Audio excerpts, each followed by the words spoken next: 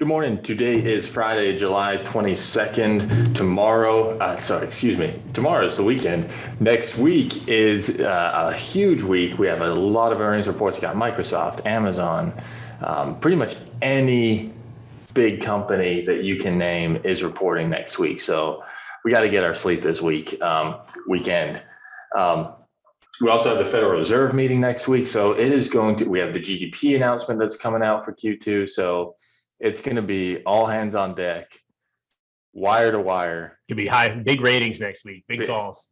Big ratings on the calls, and it's going to be high energy the entire week. So hopefully it goes well, is all I can say. We did get some European data, preliminary data for the month of July. That was weak this morning. That came in lower than expectations in recessionary territory. Both a decline from the prior month down to 49.4 from 52, and also lower than estimate. And as a result, people are loving bonds again, Tom.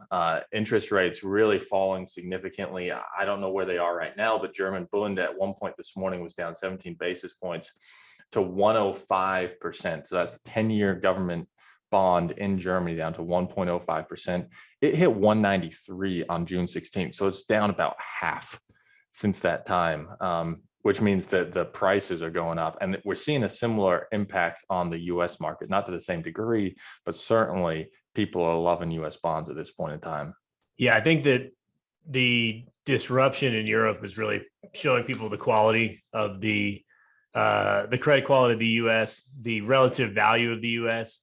We talked about it a little bit yesterday. Why would you buy a 10-year Italian bond, a country that's falling apart, and you get an extra, few basis points on their 10-year bond versus ours.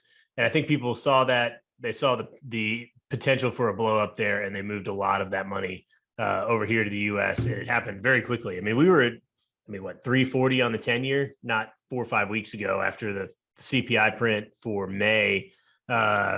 And we're all the way down back to 281. That being said, we are extremely inverted. The front end of the curve is still very high. There's a lot of value to be found in short bonds.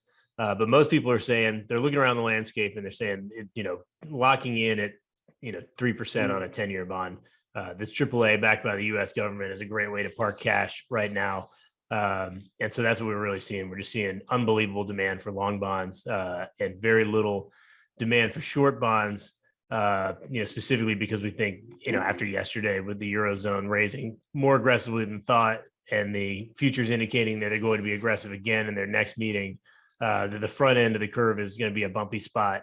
The math doesn't exactly work out that way. And there's a number of reasons why I would say that buying short bonds is actually the move right now. But most people just want to fly to safety, use that as a position of strength and as a ballast in their portfolios. And so that's where they're moving at the moment.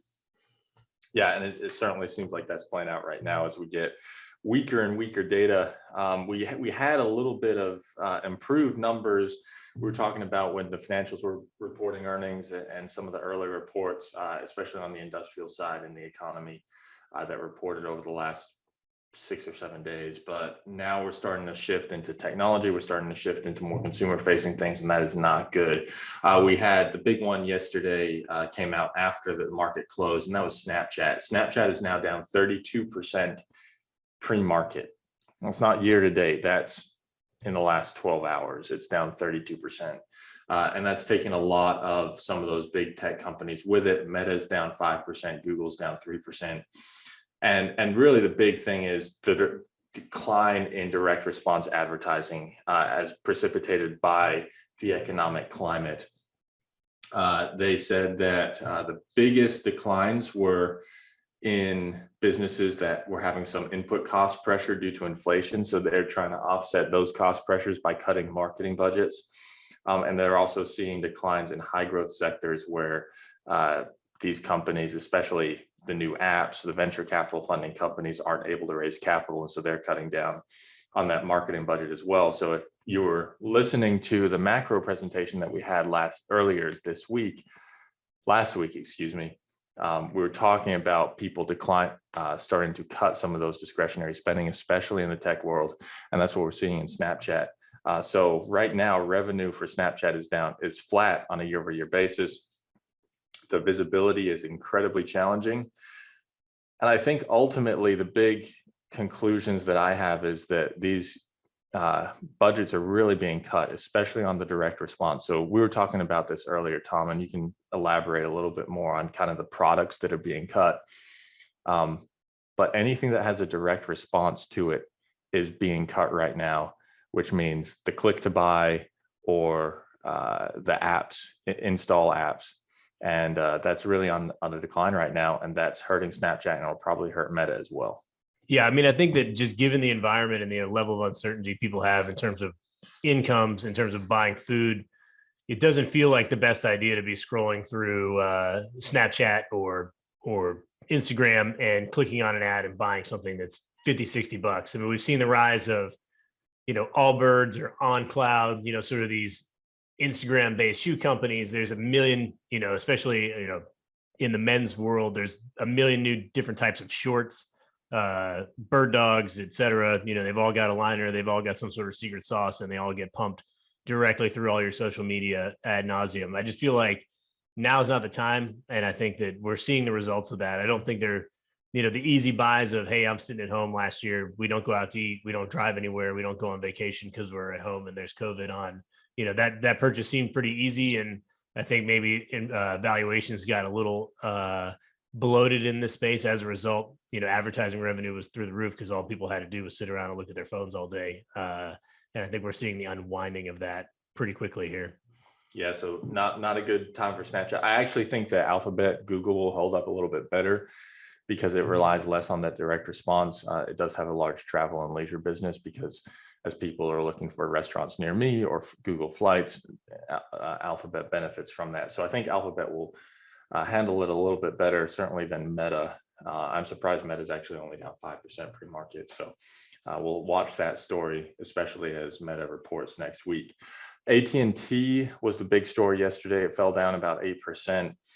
They said that they're seeing more pressure on business wireline than expected. And quote, on the consumer side of our business, we're seeing an increase in bad debt to slightly higher than pre-pandemic levels, as well as extended cash collection cycles, which means that it's taking longer to collect cash from customers. This happens in downturns. And again, we talked about this before. You're seeing us blow through some of those savings rates that were in line with pre-pandemic levels. And we started to do that in June, and that'll continue over the next few months. The bank deposits went from up 9% in Q1 to up 3% in Q2. So obviously that pace cannot be continue through Q3, because then we'll be at a negative 3% on bank deposits. People are drawing down those savings, and that's resulting in people having more credit risk, especially at the lower end of the consumer, and AT&T is feeling that. Mattel's also feeling that. They said that sales of the higher priced items, specifically the Barbie Dream House, were down significantly. Tom, I don't know if you have any more commentary on that when you're buying your first dream house for Molly, but it seems like Mattel wants to sell you a dream house sooner than later. Yeah, we're not at the point where we're buying little kitchens or anything just yet, but I'm sure it's coming. So we'll see what that looks like when we get there. But for right now, blocks are a big hit. A lot of Fisher Price things that make a lot of noise. But no dream houses just yet. Yeah. FedEx is suspending Sunday deliveries due to lower demand and higher costs. That's going to start on August 15th. They really boosted Sunday deliveries during the pandemic, but now they're cutting that back a bit. And again, I think this just speaks to the lower demand from the consumer, especially as it relates to e-commerce. And so we're going to have Amazon report next week. That'll be a tremendous read onto what e-commerce spending actually is, because I very much expect them to post a decline on their e-commerce business. They'll probably grow revenue on a year-over-year basis, but I expect e-commerce to be in decline for Amazon and it not really be close. I mean, I expect a mid to high single-digit decline on a year-over-year basis. Boston Beer, the maker of Truly, is off 10% this morning. They cut earnings guidance because hard seltzer is just not selling. People are actually switching to light beers because of the lower pricing. So that's something that Boston Beer actually called out. So people are making now decisions to switch to cheaper alternatives, which could ultimately help the inflation number. but it's also negatively impacting a lot of companies. Seagate, the big chip manufacturer, they make memory chips and memory drives. They said that demand rapidly deteriorated at the end of the quarter, especially and severely impacting consumer spending on PCs. So this is not going to be good news for Intel. And you start to see this weakness really manifest, and at the epicenter is that consumer. People are buying fewer computers. People are making fewer of those discretionary purchases. And especially companies that produce what was a commodity and is charging really high prices for it, that's where you're seeing people get hit a lot. Tom? I mean, I think AT&T might be the biggest read through, right? I mean, if you think of the essentials you need, water, sewer, power, cell phone, if people are delaying paying their cell phone bill, that's not a good sign. I mean, you see it all through this, right? People are buying less stuff on Snapchat. People are buying fewer computers. People are worried about having the ability to pay their cell phone bill. None of this is a strong read through. I mean, it's just, money is tight for a lot of people, and it's not happening slowly. It's happening all at once. Yep. The American Express conference call is going on as we speak. They actually had really good numbers, operating a lot better than competitor Discover Financial, which we talked about yesterday morning. Discover was down 8%, AXP is up about 4% pre-market on better than expected results. And then HCA, the operator of a lot of hospitals, a lot of private hospitals, that was actually run, the CEO in the 2000s was Rick Scott, the Florida senator.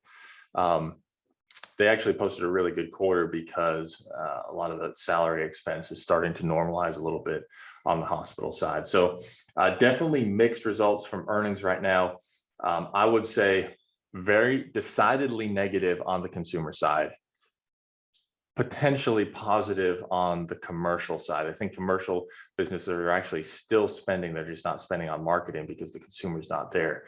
You're not going to spend on marketing if you're not going to sell anything. So a lot of that's getting cut. And I think that Snapchat's feeling the impact of that. And a lot of these companies are feeling the impact. So we're going to leave it there. We got some conference calls to get to. If you want any more commentary on all this, please check out the market memo that's going to come out later today. Jason Sieve, our investment analyst, is going to be working on that today. And then also, please feel free to reach out. We have a lot more on all these companies that we're talking about, companies in your portfolio, companies that might not be in your portfolio, but we talk about on this call. So please let us know if you have more questions on this or just want a little bit more color. There's a lot to get through, and some of it's beyond the scope of a 15-minute call. So we're going to leave it there, but we will see you next week for what promises to be an exceptionally busy week. I hope you have a great weekend. I hope it stays dry. We've had a really wet one over the last week, but I hope it stays dry this weekend, and enjoy the summer. Thank you.